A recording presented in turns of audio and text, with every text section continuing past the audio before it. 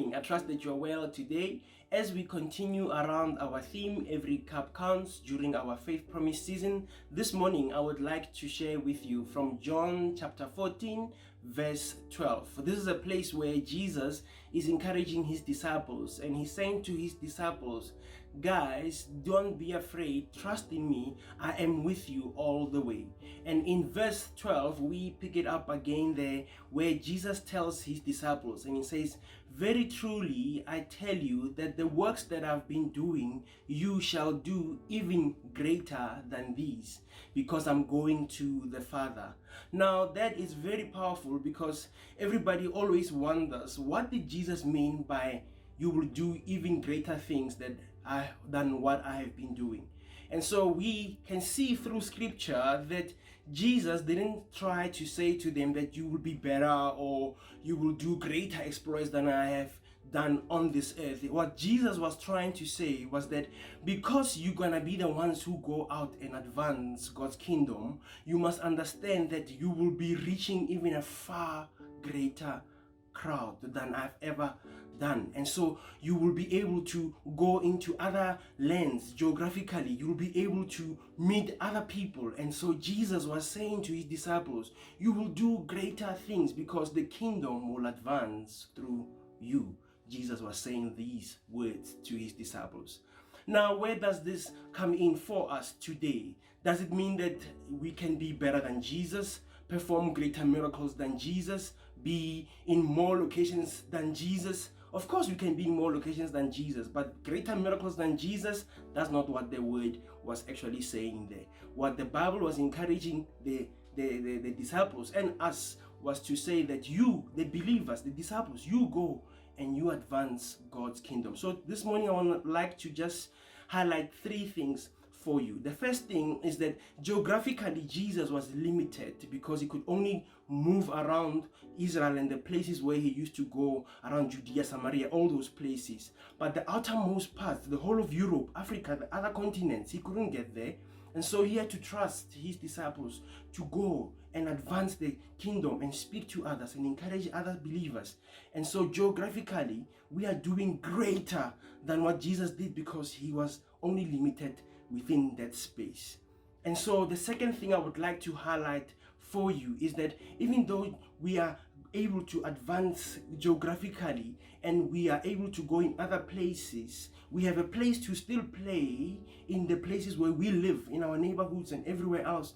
But the second thing I want to highlight is around the ministry. And other people think about ministry as a place where you go to church and you minister to other people.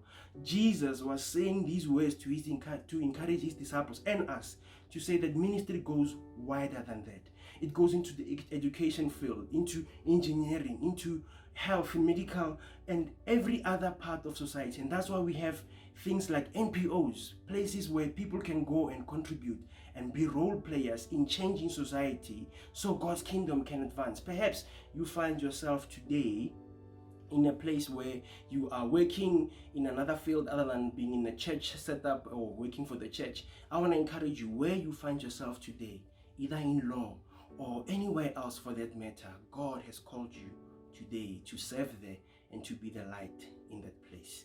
The third thing I would like to highlight, other than geographically that Jesus was limited, other than the fact that in his ministry he could only do so much within the limited time, the third thing I would like to highlight is around the miraculous. Jesus could only do miracles within that space where he found himself, and we are able to produce and to perform miracles that the word encourages us to be able to go out and do things like praying for somebody when they are not well in hospital, things like being able to encourage somebody else, things like being able to pray for someone else when they've lost their jobs. And these things are the things that God is saying we are doing, and we are capable of doing greater things. I would like to end with a story. In the late 1970s in South Africa, KwaZulu-Natal, in a small town called Itobo. This place, there was a young man who just qualified to go into university and to study law, but he didn't have enough money to do it. But also, not only that, his mom has just lost her job just 2 years ago. And in this time, this young man didn't know what to do, but he was good friends with the good shopkeeper around the corner. And this guy who was the shopkeeper, he was able to sponsor this young man so he can be able to go and study. And while he was studying, this young man got a bursary, and while he was doing that, his mom was taken care of by this shopkeeper, giving them groceries every single month. Until this young man finished his studies and he was a qualified lawyer, he came back with the money to give back to the shopkeeper. But then the shopkeeper said, "No, I don't want the money." This young man today, we know him as the one who is responsible now for being a deputy justice. His name is Raymond Zondo. And so today we can see that sometimes you play a small role in your space, in where you are, but perhaps that is exactly where God has called you to be. Now Raymond Zondo, with this shopkeeper, the Indian shopkeeper, he's able to go out now. They formed a trust where they are taking young people and encouraging them to study, to be able to go further because they are able to take care of their families at the same time. I wonder what is your role in this call. I wonder what is your call in this life, in your space, geographically, in your ministry, and even what miracles can come through what you are doing now, or through what God has called you to do. So this morning, be encouraged that God has called you to do greater things. Have a blessed day.